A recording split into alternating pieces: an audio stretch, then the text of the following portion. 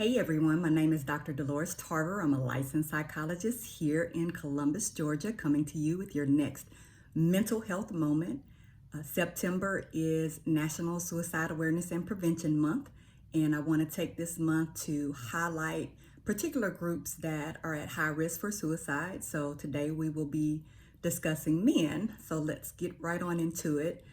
Today's topic is you can't be a leader if you appear weak, and that is related to men and suicide. So I'm sure by now you all have heard snippets of, or maybe seen the full interview with Dak Prescott, who is the Dallas Cowboys quarterback. And he was talking about his experiences with anxiety and depression, particularly since his brother Jace committed or completed suicide back in April, I believe. And he was just 31 years old. And Dak was talking about how he has been just affected by that loss. And so in this interview, he shares a lot about his experiences and the struggles that he has been managing since his brother completed suicide. So there is a newscaster on Fox Sports News, Scott Bayless, who thought he might as well weigh in on this and suggested, now mind you, he quantified this by saying he had dealt with depression and he knew this would not be a popular opinion, but he did not have respect for Dak, essentially, because he shared his struggles openly, and that could interfere with him being able to be a leader in the locker room with his teammates. So understandably so, he has received a lot of negative press regarding making those comments, because it makes it, one, I think, demeaning to someone who is grieving over the loss of their brother to suicide, to take a moment of transparency and openness and honesty, which is challenging enough as it is to talk about suicide in the family, but also as a man to discuss what is going on publicly with you. But also, I think it is disrespectful to people who struggle with depression and anxiety, that in any way one would be considered weak simply because they are open and honest about those struggles and getting that support. And I think contributes to the stigma that's associated with people seeking mental health treatment and also feeling safe and comfortable enough to share what's going on with them. But as we often do when we are misinformed, miseducated, and have a microphone, we often say things that can be really just disrespectful to people in their experience. It does lend itself for us to have this discussion as we get into men and suicide about toxic masculinity. And I know you all have probably heard that term before. It's definitely become more popular over the past probably decade. But it focuses on just the stereotyped perspectives of men as being, on this one hand, the strong protector, provider, and then on the other side of the spectrum, aggressive, selfish, sexual, impulsive, punitive, right? So it doesn't leave a lot of room in there for men to create an identity that is more encompassing of a lot of other characteristics, and one of them being able to express themselves emotionally without it appearing as some type of weakness. And you will see this playing out with even young boys as parents and other male figures in their lives, and even sometimes women, contribute to this culture of don't be a baby, don't be weak, don't be a punk, don't be a sissy, right? All of these negative labels and words that are used that discourage a young male in his growth from being able to connect to, like, sometimes I struggle, sometimes I have a hard time, it may bring me to tears, it may cause me to doubt myself, and instead of teaching me those problem-solving skills to kind of work through that, you criticize me and then turn me away from wanting to be able to express that. So what am I going to do as a young man? I'm going to eat that. I'm going to internalize that. I'm not going to express myself, and I'm not going to value that growing up. So then what does that translate over into my work relationships and my interpersonal relationships? Well, yes, I absolutely have the potential to be successful. I have the potential to be financially savvy, to be a leader, but it may be at the cost of being very negative to other people, very critical of other people, having these unrealistic expectations and being very angry when people don't meet them. It could translate over into my kids don't feel like they have an emotional connection with me, that they don't feel like they can gain my approval, that they feel like they're constantly being criticized and put down, that they're not allowed to have their own opinions and their own dreams, that they're being forced to do something that I'm telling them to do. It could translate over into with my partner. I have a difficult time being able to connect emotionally on a deeper, intimate level with my partner outside of sex and managing the money in the house. It can lead to controlling behaviors, definitely can lead to, again, some of those aggressive behaviors with partners, and partners often feeling as if they are inferior to or beneath. And so what is that going to lead to? It's going to lead to high rates of divorce. That's going to potentially lead to a lot of conflictual relationships in the work environment. And then on the other side of this is this, well, now I have to be strong in stature, so my worth is tied to physical things. So if I'm a shorter man, for example, then what does that mean about who I am as a man if I'm not this big strong person? Or if I get sick, what if I have a health problem, I get diagnosed with some kind of chronic illness, then is my identity lessened? Am I not of value anymore because I'm not this strong physical being?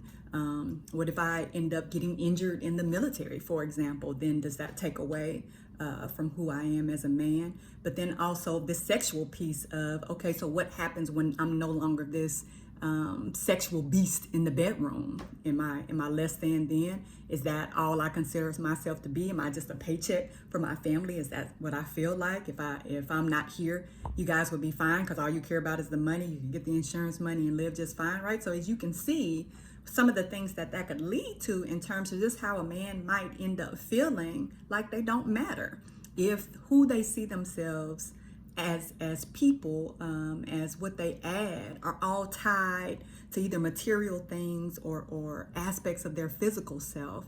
Then anytime anything happens with any one of those areas, it could lead to some significant distress. So let's talk about how that translates over into suicide statistics. So suicide is the 7th leading cause of death among men, according to the Center for Disease Control. And around 2017, the rate of suicide in men increased to 3.5, the rates of that in women. And I know you all are thinking, well, seventh leading cause, it doesn't seem like that's so bad. And 2017 has just been a few years, right? But I think we have to kind of dig a little deeper and understand those dynamics a little bit more. The other causes of death for men are health-related causes, right? So we have, health-related causes, some of them due to diet, some of them due to not accessing services early enough to be able to intervene before things get bad. And then you have suicide, right? So it's like either I'm not taking care of myself, or have some genetic predisposition to some health problems, or stress is causing me to have these health problems, or I'm killing myself. Like that's a very significant, I think, factor in terms of, wow, like this is what is causing the men that we love and care about to not be here with us anymore. Middle-aged white men accounted for 70% of suicides in 2017. That is a staggering number, and just goes to show the risk factors that may be present for middle-aged men who are probably, trying to figure out in their career, moving up, again, going back to that toxic masculinity, wanting to be successful, feeling this pressure to have to be these providers or have this wealth and success, and driving them to such high levels of stress, depression, and anxiety that they end up considering suicide, particularly maybe if they have a setback or a failure, things don't work out, and not being able to manage that distress. Suicide rates have doubled among Black men since 1980, doubled. The World Health Organization reports that suicide accounts for half of the violent deaths in men, half. So either you die at the hands of someone else, a crime or in some kind of violent way, or you kill yourself. That's another staggering statistic as well. Men over the age of 65 have the highest suicide rate. And if we think about what our worth is tied to and what men may be experiencing by the time they get to that age, health problems, changes in physical functioning, one could understand why their risk factors might be higher. Our white male veterans have the highest risk in terms of the veteran community. veterans who have activity limitations.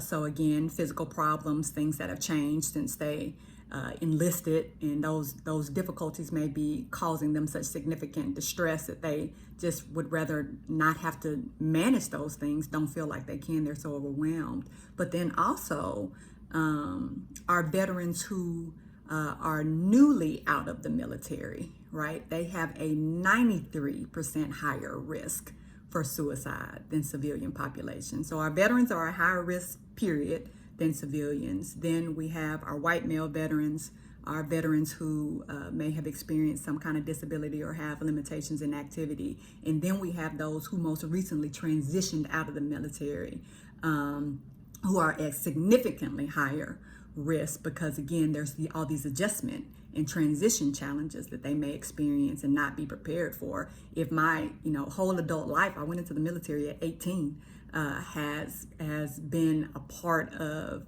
serving my country, and then I no longer have that, then again, what's my worth tied to? Who am I outside of that?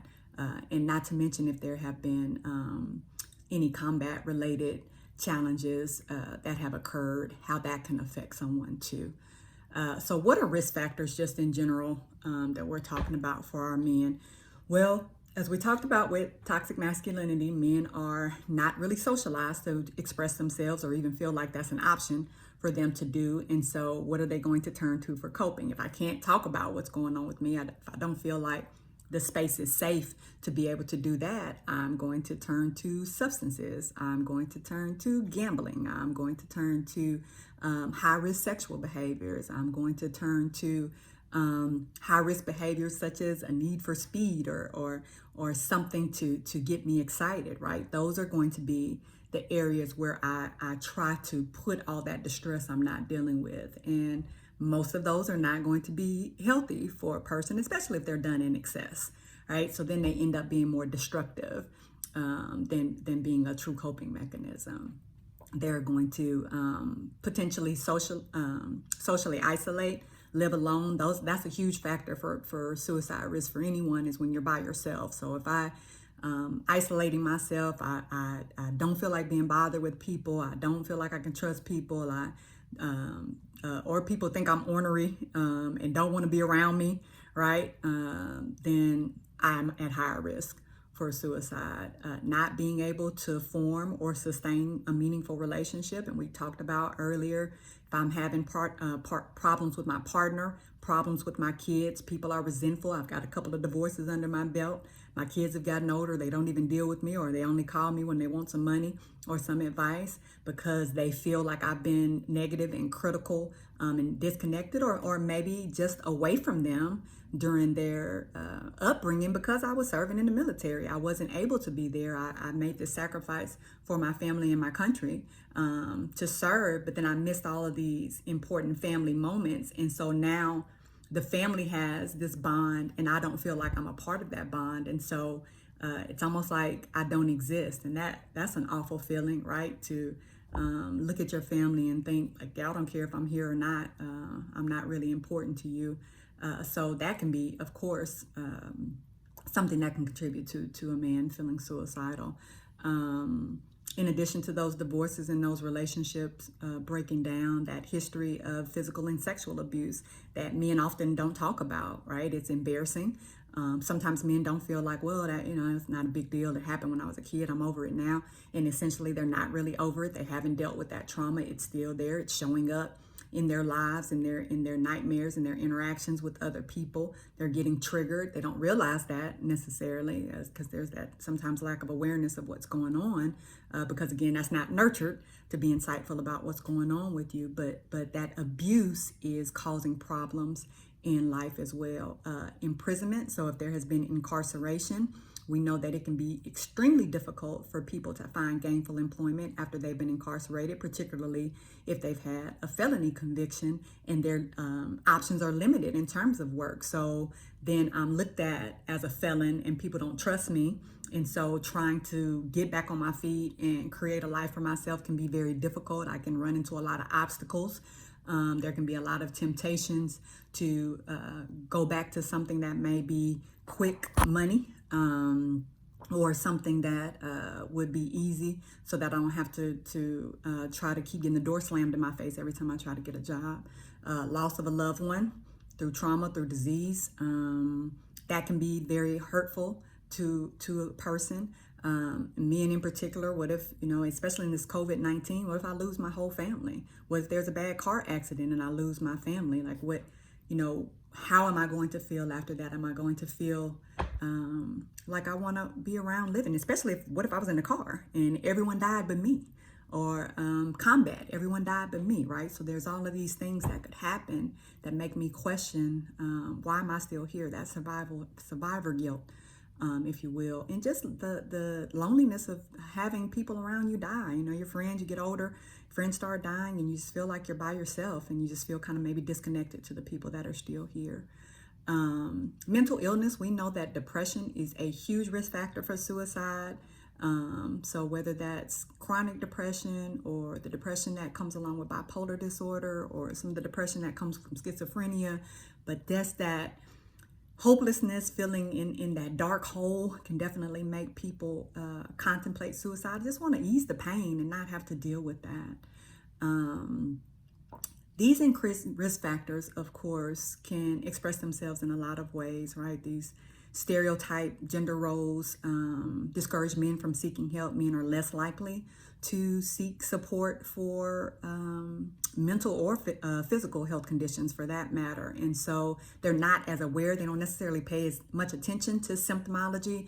And so it may be a long time that they've been dealing with these symptoms before they go get help. And then in the cases of some illnesses, now you've gotten to the point where this illness is terminal because it wasn't dealt with early on. So now this cancer is spread through my body. There's nothing that can be done by the time I go and see about it. Or my diabetes is gotten to the point where it's so bad that now my leg has to be amputated, right? So these are a lot of the factors that contribute to men getting to the point of feeling suicidal, because again, like my physical ability tied to my worth and my identity. So if I lose that, then what do I have? Who am I as a man? They're less likely to go seek again those mental health services. And so unmanaged depression, or depression not being diagnosed, underdiagnosed, if you will, because when I go see my provider, what I'm talking to my PCP about is that I feel stressed at work, right? And so my provider is talking to me about high blood pressure medication. They have no idea that the depression is what's underneath me feeling stressed, and that I don't have the words to be able to say I'm depressed. I don't even understand what that means particularly. I know I'm angry and irritable, but I wouldn't necessarily understand that as signs and symptoms of depression. And then, also I think that just the damaging use of some of those, as we talked about, more destructive mechanisms to try to cope, the substances causing problems, right? So now I've got liver problems. Maybe I've gotten into cocaine, so now I'm having problems at work, and people are starting to notice I'm not showing up on time, I'm not attentive, I'm not on my game, right? So these things are coming out in these other destructive ways, and now they're impairing me in work, in social relationships, and just in my daily abilities to be able to get things done. So what can we do to support our men? We know that prevention is always the best, right? So if we can stop things from escalating to a point of being chronic or being terminal, being very severe, right, we're much more likely to be successful in our interventions. Suicide is the same way. If I can get you to a point where you're not in that space of actively having a plan, then I'm much more likely to be able to prevent you from getting there, right? So that means that the support needs to be there early on. We need to teach our young boys, one, how to express themselves, how their identity is tied to more than just their physical ability or their sexual prowess, or their or wealth, or material possessions, and allow them to develop a range of characteristics of themselves. And we encourage and nurture them in a variety of areas: how they care about other people, their ability to be able to do things they enjoy, that, teaching these coping skills early on, like, hey, you can garden, you can paint, you can listen to music, you can skate, you can write. So you can do all of these very healthy, constructive things that aren't tied to a gender. So you can cook, you can enjoy cleaning, you can, right? So you don't have to be in this stereotype place. So that allows men to have the capacity to decide who they want to be, and feel comfortable in their skin. That we teach them that they are more than just a paycheck. They are more than just the provider, the protector. That they also have things that need to be nurtured in them, that we give them a space to be able to process when they're not doing well. And we don't judge them for it or throw it in their faces, skip. And we don't say that they're weak for doing so, but we already have them set up. We set aside that time for our young boys to be able to share what they're going through. We set aside that time for our adult men to be able to share what they're going through in a safe space with other men, with other boys, to be accepted, to be understood, to have that shared experience, to be able to have those resources. We want to already have a list of resources available for our men, so that when we do see some distress in them, or there does come a time when there needs to be an intervention, we've already got it set up. Like I already have a list of PCPs that you can go and see, right? Because we all know that when it's time to go see a provider, what do? We ask for recommendations from people. So if I already have a list of people that I know work well with men, that I know have characteristics that men might appreciate in a provider, then when you need that resource, it's already there. We've already got it. We can share it. Hey, let me go ahead and email that to you. There are spaces where you can go and even search. There is a Therapy for Black Men. Therapyforblackmen.org is their website. They're also on Instagram. You can go to Psychology Today, find a list of providers. If you want to see a male, if you want to see a female, you can put in whatever characteristics you want. You can, as a church family, get a list of providers together, good providers that work with men, address men's issues in the community, to be able to have on deck for people. We can listen, not be judgmental. We can make sure that as we're talking to men about healthy strategies, that we find ways that they feel connected, they feel valued. That's important. All of us need to do things that give us worth and value and feel like we have meaning. We want to encourage physical health, right? Because we know that physical health problems can lead to men feeling suicidal. So if I can be preventative in terms of eating healthy, getting that physical exercise, bike riding, jogging, and if I do have limitations, finding some low impact things that I can do, some things that can strengthen and help my heart without it putting too much pressure on my body. Giving men realistic expectations of self. Like, you don't have to be a super male. You just get to be a person, and that means that you do what you're able to do, and you're going to do some things great. There's going to be some things you don't do that's great, and that's okay. And you're no less of a person for that. Offer help, right? Like, sometimes people just don't feel like they can go anywhere for help. So, hey, how can I help you? How can I support you? I'm here to support you. This is a safe space. This is what I've been through. And so I want you to know that other people go through this too. Like, you're not in this by yourself. We may have to be the people that notice those warning signs first, because again, men just may not be aware because they're just not taught to be attentive in that way. So if we see that decline in their behavior, those changes, that we don't just say, oh, something must be going on. No, let's have a conversation. Let's do a person the honor of letting them know that we see that they're not doing well, and we want to check in with them and make sure they are okay. All right.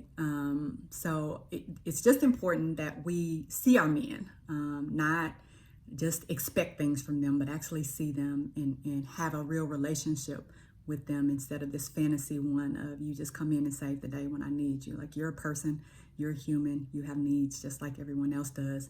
And I want you to have the space to be able to get your needs met too, right? So let's be healthy. Let's be aware. Let's be encouraged. Take care.